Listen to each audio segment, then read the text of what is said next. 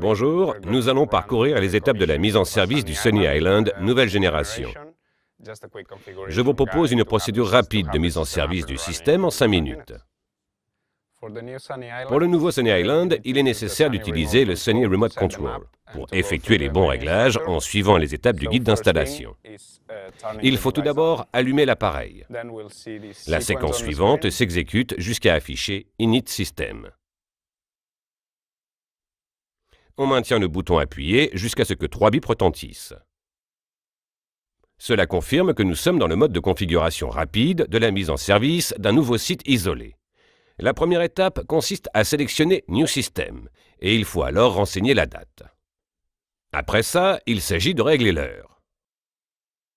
Le réglage de l'heure est important, non seulement pour avoir la bonne heure, mais aussi pour l'enregistrement des données. L'enregistrement des données est en effet horodaté. Il est donc important de situer les événements dans le temps. Il faut ensuite renseigner le type de batterie. Dans le cas présent, nous utilisons des batteries gel, c'est donc le réglage VLRA.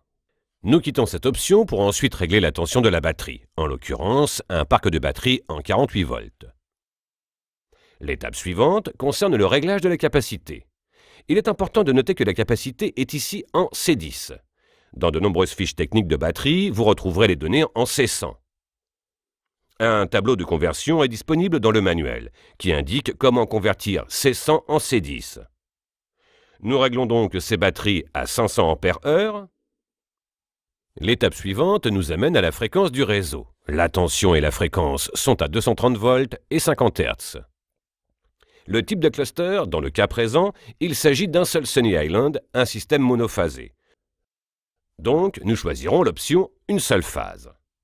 Ici, c'est le réglage de la source externe. C'est là que nous précisons s'il y a uniquement du PV connecté au système ou s'il y a une autre source d'énergie externe. Dans notre cas, il s'agit d'un générateur diesel, donc nous sélectionnons Gen.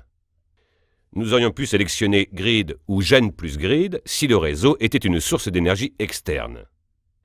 Puis nous devons renseigner la valeur nominale du courant du générateur, qui est ici à 22 ampères. Le mode de démarrage du générateur est ici automatique. Nous conservons ce mode. Il existe également un mode manuel. Nous avons ensuite le type de réseau. Nous pouvons sélectionner TN ou TT selon le type de réseau que fournit le générateur en sortie. Nous avons TN car nous avons un neutre relié à la Terre. Vous pouvez donc voir que le système est désormais réglé et il est prêt à fonctionner. Nous validons donc ces paramètres. Une dernière option concerne la présence ou non d'un esclave.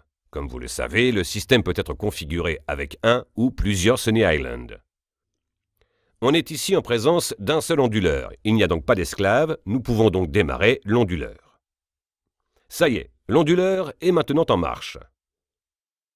Dès que l'onduleur est lancé, l'affichage principal nous indique l'état de charge de la batterie.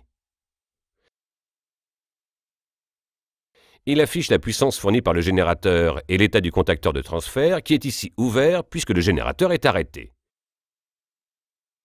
Il affiche également la puissance consommée qui est de 0 puisque nous n'avons pas de consommateur raccordé.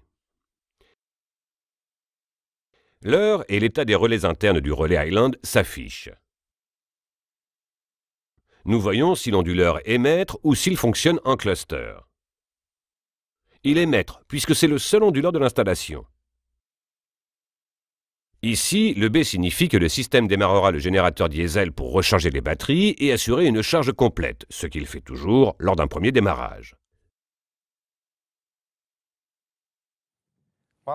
Nous avons mis en service un système monophasé avec un Sunny Island. Il existe bien entendu beaucoup d'autres options, mais l'objectif ici est de vous montrer comment mettre en marche un système basique. Le système est maintenant en marche et fonctionne bien.